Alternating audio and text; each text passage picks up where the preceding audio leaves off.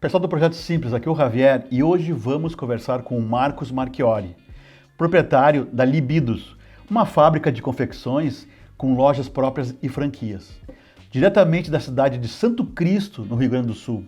Vamos entender como é empreender na indústria e no comércio no Brasil. Vamos juntos entender as motivações e dificuldades dessa mudança radical do mundo corporativo para empreender em um ambiente competitivo. Vamos conhecer um pouco da sua história.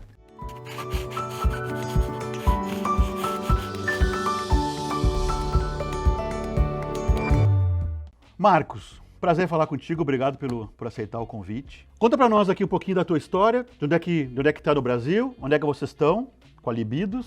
Vamos lá então, prazer é todo meu falar contigo aí, né? Grande satisfação. Vamos falar um pouquinho onde nós estamos, né? Nós costumamos dizer que a gente está no interior do interior do Brasil, né? Nós estamos em Santo Cristo, tá? Santo Cristo fica a 540 quilômetros da capital do estado, que é Porto Alegre, né?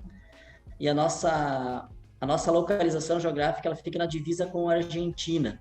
Nós estamos aqui a aproximadamente 30 minutos da divisa internacional com a Argentina. Bacana. E vocês têm indústria e comércio, né? Isso, então vamos lá.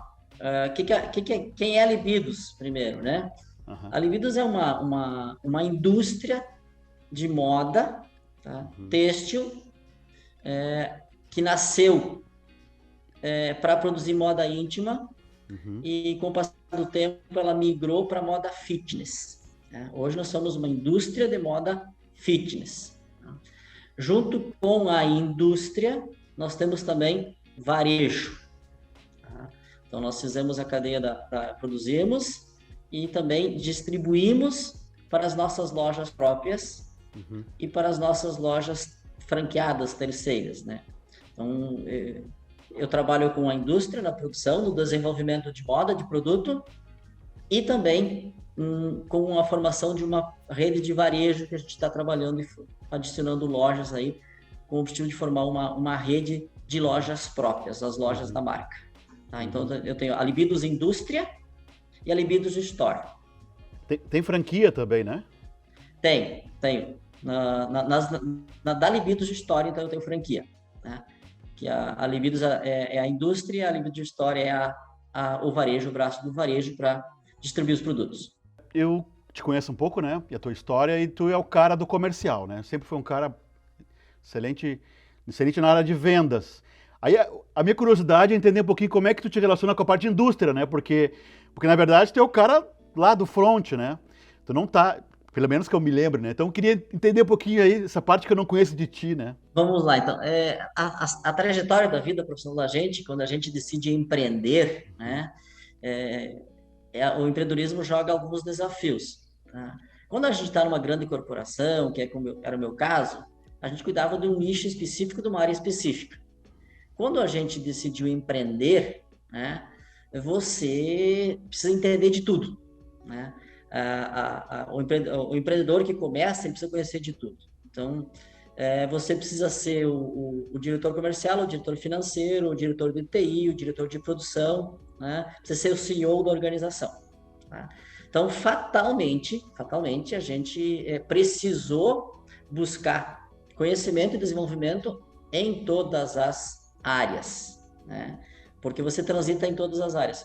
A gente tem aqui bem estruturada as divisões, mas a gente tem que conhecer de tudo, né? Então, realmente, a gente sempre costumava dizer, né, para quem saiu de executivo de varejo para chão de fábrica para produzir, foi uma mudança muito grande e necessariamente teve que aprender de novo, né? Aprender o processo de produção. Então, aí falando em PCP, de indústria, falando em indústria 4.0, falando em produção enxuta, just in time, todo aquele processo de indústria, nós fomos aprendendo, né? Fomos evoluindo, fomos conhecendo máquinas, por exemplo, né? Máquina de costura, máquina de corte, máquina de acabamento, máquina de viés, a parte de serigrafia, estamparia, tudo a gente foi incorporando e trazendo essa operação, esse conhecimento para dentro da indústria, né? Vender a gente sabia, né?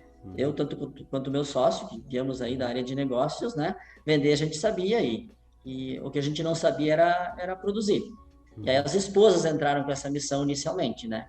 Então, o chão de fábrica no início foram elas que formaram, e depois quando a gente entrou, a gente buscou processos, tecnologia e evolução. Mas o meu dia a dia hoje, ele se divide em três grandes áreas, né? A parte de negócios, não tem como, né? Todo dia tem que estar pensando em fazer negócios. Tem toda a parte administrativa financeira, tá? Que essa me envolve, que praticamente eu trabalho sozinho. Na parte do negócio, eu e o Cid trabalhamos linha a linha, então a gente trabalha juntos. E a parte da indústria, então, que é fazer andar a produção, né? Planejar a produção, o que eu vou produzir hoje, o que eu tenho, a minha cadeia de suprimentos, toda essa parte aí que a gente tem que cuidar na indústria, né?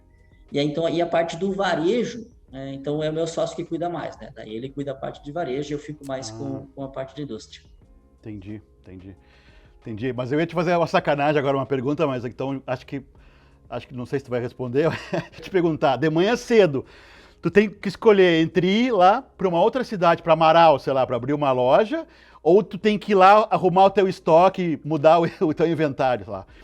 O que teu coração te mexe a fazer? Ir abrir uma loja nova ou reformar o teu inventário, teu estoque? É abrir loja nova, né? Não tem jeito, tá?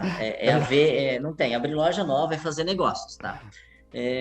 A parte que mais atrai qualquer empreendedor, né? Não tem que fazer negócios é o que a gente nasceu para fazer, né? Mas não tem jeito, tu precisa cuidar do resto, né? Claro. Tu precisa cuidar do resto, tá? Isso, o almoxarifado precisa também andar para poder abrir uma loja, né? Não, eu já sabia tua resposta, foi só uma provocação. Tá. Bacana, Marquinhos. Assim, falando um pouquinho de perspectiva, né?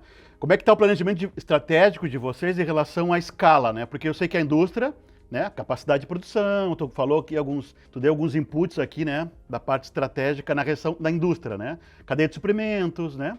Linha de produção, capacidade de produção. E nessa escoamento dessa produção, que aí nós estamos falando de escala de loja, né? Aí tu falou aqui. Como é que tu tá pensando daqui de cara para o futuro? Acabou? Esquece a pandemia, né? Olhando para de cara para o futuro. Como é que vocês estão pensando nos próximos 5 a 10 anos, né? Duplicar. O que vai te dar mais escala? É duplicar a fábrica ou aumentar a tua cadeia de lojas, né? Primeiro, de fazer uma ressalva, né? Pandemia para nós não existiu.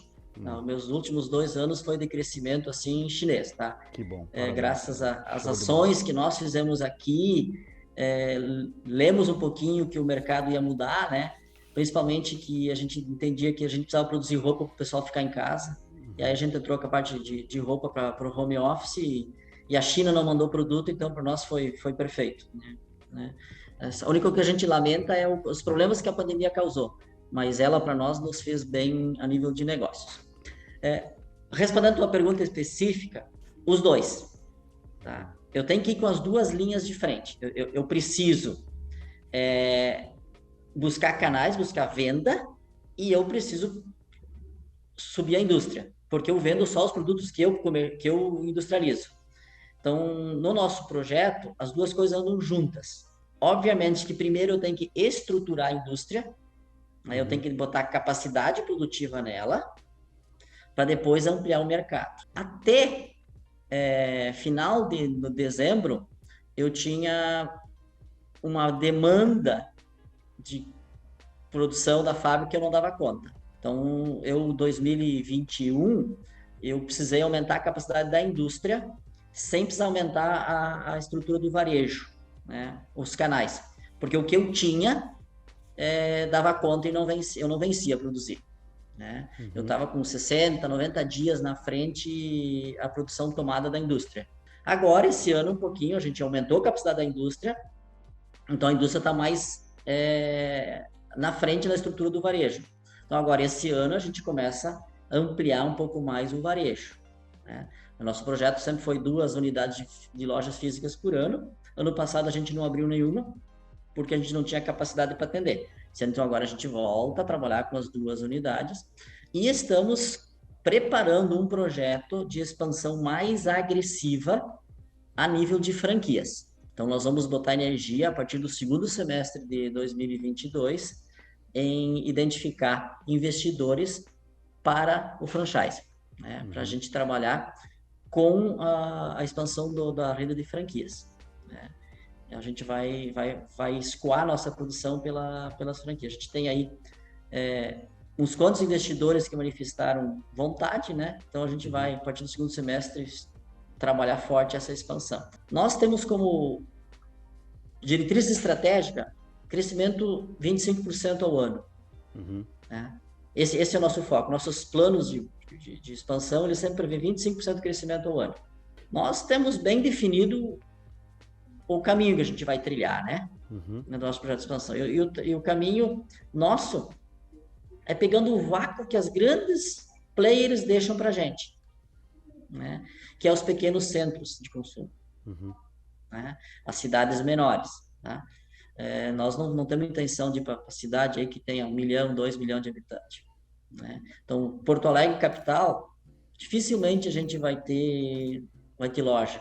Tá? Nós não sonhamos em botar uma loja nossa lá em São Paulo, Shopping Morumbi. Tá? Nós queremos o que os grandes players o que a Renner, Lojas Renner não pega, o que a C&A não pega, né? Esses grandes players aí não tem muito interesse, é ali que a gente consegue ganhar espaço e ir crescendo. Sim, o negócio é dinheiro no bolso, não marketing, né, Marquinhos? Acho que é por aí, Exato, né?